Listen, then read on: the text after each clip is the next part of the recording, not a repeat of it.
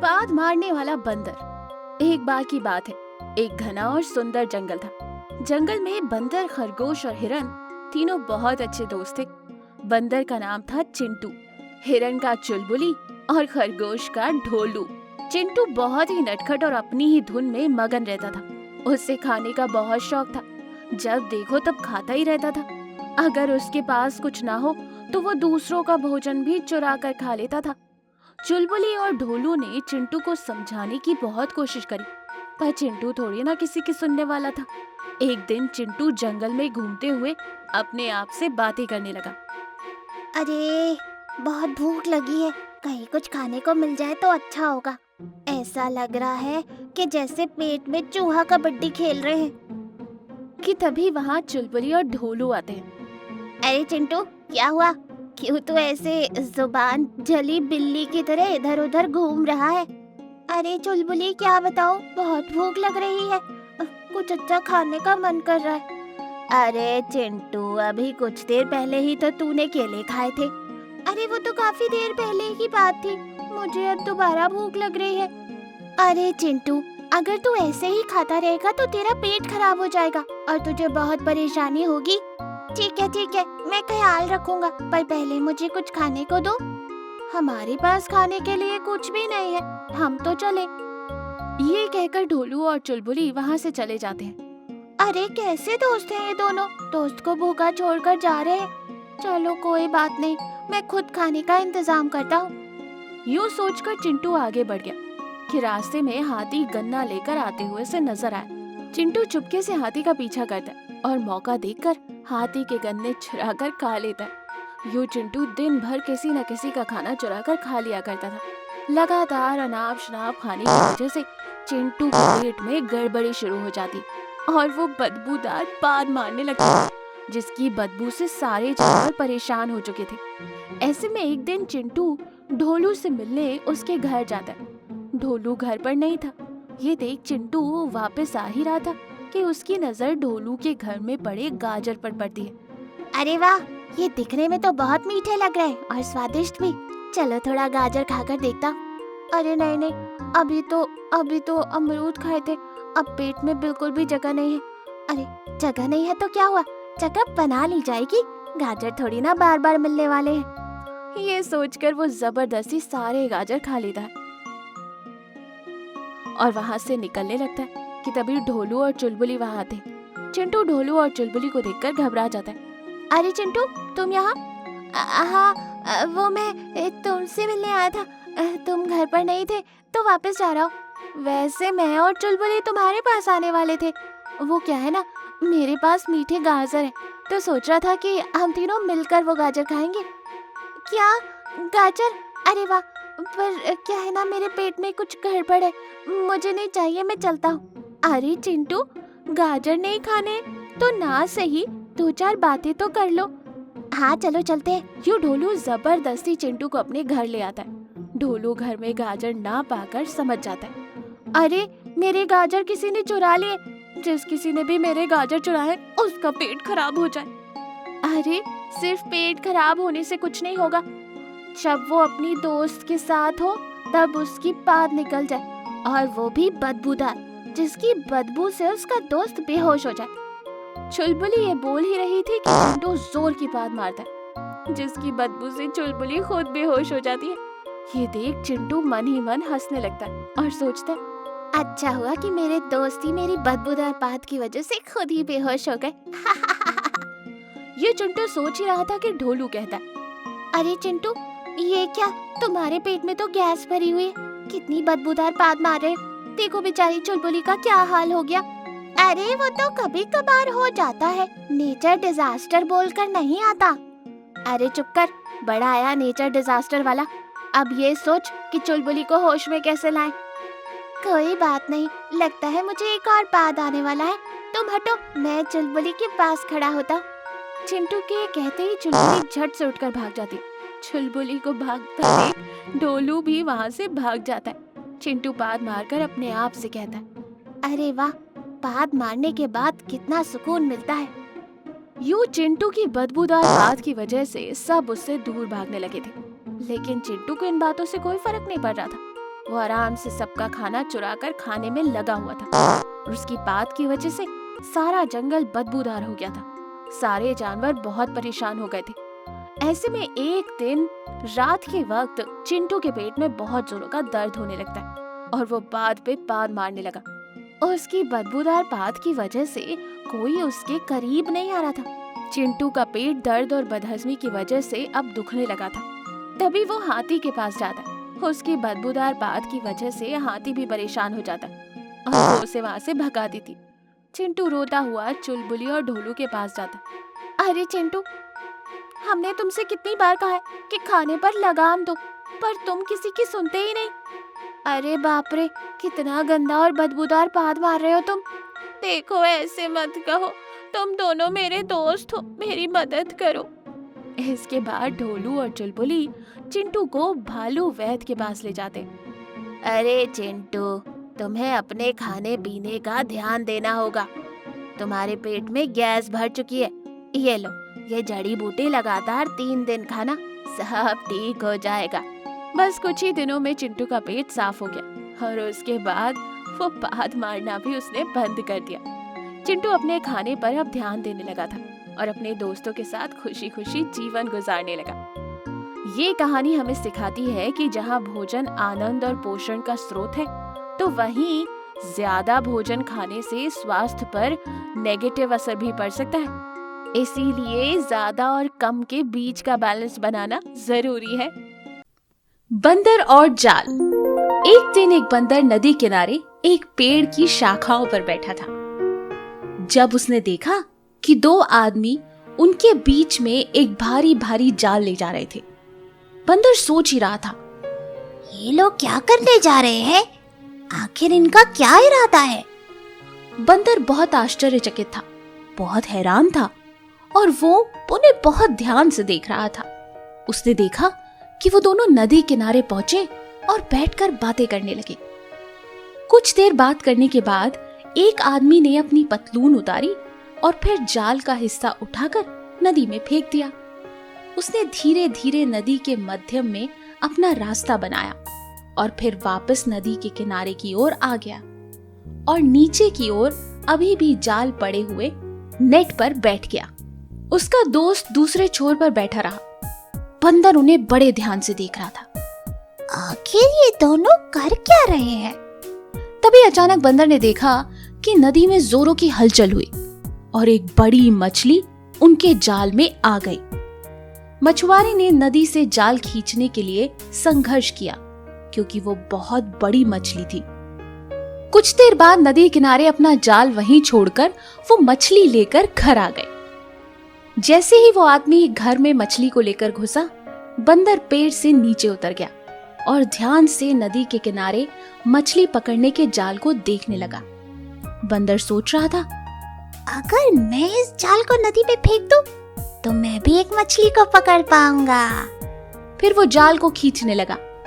बंदर ने जाल को खींचने और उसे सुलझाने की बहुत कोशिश की, लेकिन उल्टा मछली पकड़ने की बजाय अब बंदर ही उस जाल में फंस चुका था। अरे, ये क्या हो गया? अब मैं इस मनहूस जाल से कैसे निकलूं? इसने तो मुझे सब तरह से पकड़ लिया है। उफ! जैसे जैसे वो जाल से बाहर निकलने के लिए संघर्ष करता गया, वो नदी के पास और निकट होता गया। जैसे ही वो ट्राई करता गया, वो नदी के और पास जाता गया और अचानक नदी में से एक आवाज आई, अरे बंदर भैया, संभाल के! और तभी बंदर नदी में गिर गया। ये आवाज कछुए की थी। बंदर को नदी में गिरता देख अचानक कछुआ भी वहां से भाग निकला। अब बंदर मदद के लिए चिल्ला रहा था, बचाओ, बचाओ, मैं मर जाऊंगा। अरे कोई मुझे इस जाल से निकालो, बचाओ। बंदर की किस्मत अच्छी थी कि उस तरफ से एक आदमी गुजर रहा था। बंदर को जाल में फंसा देखकर वो हैरान रह गया। एक दयालु दिल का आदमी होने के कारण आदमी ने जाल खींच लिया और बंदर को वहां से बचा लिया। जैसे ही बंदर जाल से निकला, वो तुरंत भागकर पेड़ पर चढ़ गया। आदमी ने बंदर से पूछा, अरे बंदर भैया, अब ठीक हो? दोबारा इस जाल से खेलने की गलती मत करना, वो तो तुम्हारी किस्मत अच्छी थी कि आज मैं यहाँ से गुजर रहा था, वरना तो तुम्हारा काम तमाम हो जाता। आदमी की बात सुनकर बंदर ने कहा, तुम्हारा बहुत बहुत शुक्रिया भाई साहब। आज वाकई अगर तुम नहीं होते तो मेरा क्या होता। आज के बाद मैं कभी ऐसी चीजों से खिलवाड़ नहीं करूंगा जिसकी मुझे कोई समझ नहीं। बस ये सोचकर बंदर अपने घर की ओर बढ़ गया और रास्ते भर भगवान को धन्यवाद बोलता रहा। तो इस कहानी से हमें क्या सीख मिली? जिन चीजों का हमें ज्ञान ना हो उनसे हमें अक्सर दूर ही रहना चाहिए। ऐसी और अमेजिंग कहानियों के लिए हमारे चैनल को लाइक और सब्सक्राइब करना ना भूलें। बंदरिया का होटल। एक घना जंगल था। जंगल में कई सारे जानवर थे। उन्हीं में से एक बंदरिया थी, चिंकी, जो जंगल के जानवरों के लिए एक होटल खोलती है। वो सारे जानवरों को होटल में आने का निमंत्रण देती है और साथ ही साथ वो अपने मन में सोचती है, अरे वाह, ये सारे जानवर तो जैसे तैसे यहाँ आ जाएंगे, पर मुझे इनके साथ साथ जंगल के राजा शेर को भी यहाँ बुलाना होगा, तभी मेरा होटल बहुत ही अच्छे से चलेगा। यूँ सोचकर चिंकी राजा शेर के पास जाती है। प्रणाम महाराज, मैं इस जंगल में एक होटल खोल रही हूँ और मैं चाहती हूँ कि आप मेरे होटल पर जरूर आए। क्या तुमने जंगल में होटल खोला है? अरे वाह, क्या बात है। ठीक है, तुम जाओ, वक्त मिला तो मैं जरूर आ जाऊंगा। अगले दिन चिंकी तरह तरह के भोजन बनाती है। उस जंगल के सारे जानवर चिंकी के बनाए भोजन को मजे लेकर खाते हैं। तब लोमड़ी चिंकी से कहती है, तुम्हारे होटल में तो भोजन बहुत ही स्वादिष्ट है। सच में तुम्हारे हाथों में तो जादू है, जादू। इतना स्वादिष्ट भोजन मैंने पहले कभी नहीं खाया। अब से मैं कहीं और भोजन के लिए जाऊंगी ही नहीं, बस तुम्हारे होटल पर ही आऊंगी। लोमड़ी चिंकी को कुछ इनाम देती है और वहाँ से चली जाती है। खरगोश और भालू को भी भोजन बहुत ही पसंद आता है। भालू चिंकी से कहता है, सच है चिंकी, तुम्हारे हाथ का भोजन तो बहुत ही स्वादिष्ट है। इतना स्वादिष्ट भोजन बनाना कहाँ से सीखा तुमने? ये कहकर भालू और खरगोश भी चिंकी को इनाम देते हैं। सब उसकी तारीफ कर रहे थे, पर चिंकी के चेहरे पर थोड़ी सी भी खुशी नहीं थी। वो राजा शेर का इंतजार कर रही थी। ये देख खरगोश चिंकी से कहता है, क्या बात है दोस्त, तुम बिल्कुल भी खुश नहीं लग रही हो। किसी का इंतजार कर रहे हो क्या? मैंने राजा शेर को बुलाया था। राजा शेर आते तो बात कुछ और ही होती। मैं उन्हीं का इंतजार कर रही हूँ। अच्छा, ये बात है, मैं उसी ओर जा रहा हूँ। मैं महाराज को बता दूंगा कि तुम उनका इंतजार कर रही हो। ये कहकर खरगोश वहाँ से निकलता है कि रास्ते में खरगोश को शेर दिखाई देता है। प्रणाम महाराज। महाराज, चिंकी आपका इंतजार कर रही है। उसने अपने होटल में बहुत ही स्वादिष्ट भोजन बनाया है। आपको वहाँ जाना चाहिए। ठीक है, मैं अभी जाता हूँ। खरगोश वहाँ से चला जाता है। इधर शेर शिकार किया हुआ भोजन पेट भर के खा लेता है और थोड़ी देर आराम के बाद चिंकी के पास जाता है। शेर को होटल पर आया देख चिंकी खुशी से झूम उठती है और राजा का अच्छे से स्वागत करती है। वो शेर के लिए तरह तरह के भोजन परोसती है, पर शेर का पेट तो भरा हुआ था। वो खाए भी तो कैसे? वो ज्यादा कुछ खा नहीं पाता। तभी वहाँ खड़ा हाथी चिंकी से कहता है, चिंकी, तुम्हारे हाथ से बना भोजन तो बहुत ही स्वादिष्ट है। मैंने इतना स्वादिष्ट भोजन पहले कभी नहीं खाया। हाथी की ये बात सुनकर शेर जोर जोर से हंसता है और कहता है, अरे, लगता है तुम लोग तो पागल हो गए हो, जो इस बकवास भोजन को स्वादिष्ट का नाम दे रहे हो। मुझे तो ये भोजन बिल्कुल भी अच्छा नहीं लगा। ये कहकर शेर वहाँ से चला जाता है। चिंकी उदास होती है। तब हाथी चिंकी से कहता है, दोस्त, उदास मत हो। देखना, एक ना एक दिन महाराज तुम्हारे भोजन की तारीफ करेंगे। ये कहकर हाथी भी वहाँ से चला जाता है। एक दिन शेर को कहीं भी भोजन नहीं मिलता। वो बहुत भूखा था। वो चिंकी के होटल पर आता है। चिंकी शेर को देखकर खुश हो जाती है, तब वो अलग अलग तरह के भोजन बनाकर शेर के सामने परोसती है। शेर बहुत भूखा था। वो तुरंत चिंकी का परोसा हुआ सारा भोजन खा लेता है और कहता है, अरे वाह चिंकी, क्या स्वादिष्ट भोजन है, मजा आ गया खाकर। तभी पास में खड़ा हाथी शेर से कहता है, महाराज, आपको तो चिंकी के हाथ का बना भोजन बिल्कुल भी पसंद नहीं है। वो तो आज भी वैसा ही भोजन बनाती है जैसा पहले बनाती थी। इसका मतलब ये है कि पहले आपका पेट भरा हुआ था, इसीलिए आपको चिंकी का भोजन पसंद नहीं आया। आज आप भूखे हो तो आपको चिंकी का भोजन पसंद आ गया। हाथी की ये बात सुनकर शेर चिंकी से कहता है, चिंकी, मुझे माफ कर दो, मैंने इससे पहले तुम्हारे भोजन का अपमान किया। मेरी उस गलती के लिए मुझे माफ कर दो। ये लो मेरी तरफ से कुछ इनाम।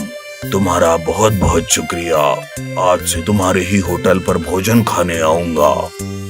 शेर चिंकी को कुछ इनाम देकर वहाँ से चला जाता है। चिंकी बहुत खुश होती है और खुशी खुशी से अपना होटल चलाने लगती है। Monkey हाइना ducks.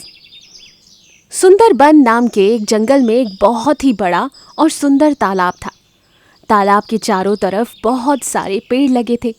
उस तालाब में कई सारी मछलियाँ, कछुए और बदक साथ साथ रहा करते थे। एक बार तालाब के पेड़ पर एक बंदर रहने आता है। वो पेड़ पर उछल कूद करता रहता था। उसको देखकर एक बदक ने कहा, अरे बंदर भाई, आप कहाँ से आए हो? और आपने इस पेड़ पर जो करामातें कर रहे हो मुझे बहुत पसंद आ रही हैं। क्या सच में? इसी वजह से तो बाकी के जानवर परेशान होते हैं मुझसे, इसलिए तो मैं अपना घर छोड़कर यहाँ पर आया हूँ। वैसे तुम भी बहुत सुंदर दिख रहे हो।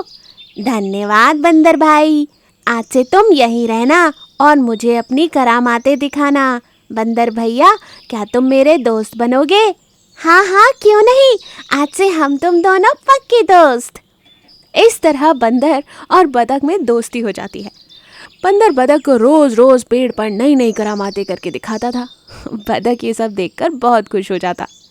इस तरह से दोनों एक दूसरे के साथ खेलकर अपना समय बिताने लगे। कुछ दिन बीत जाते हैं। एक बार की बात है, बदक बंदर की राह देख रहा था। अरे, ये आज बंदर कहाँ रह गया? अभी तक आया क्यों नहीं?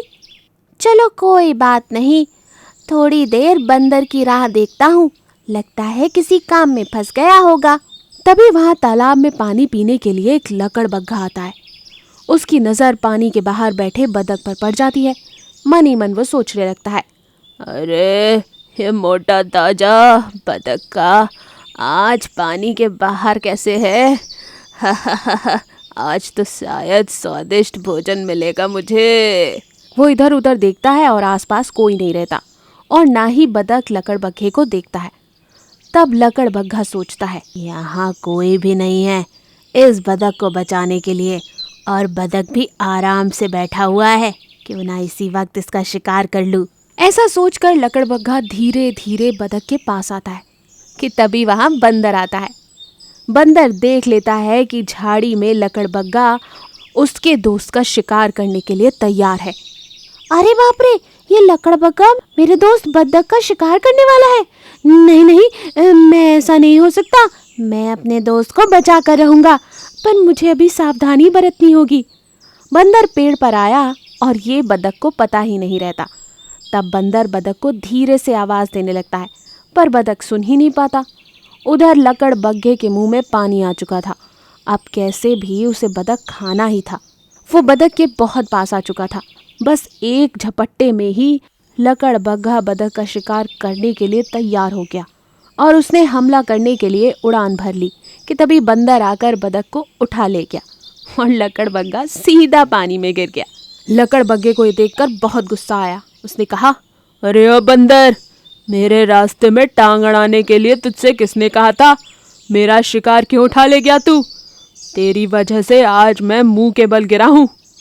किसी के कहने की क्या जरूरत है लकड़बग्घे, बदक मेरा दोस्त है।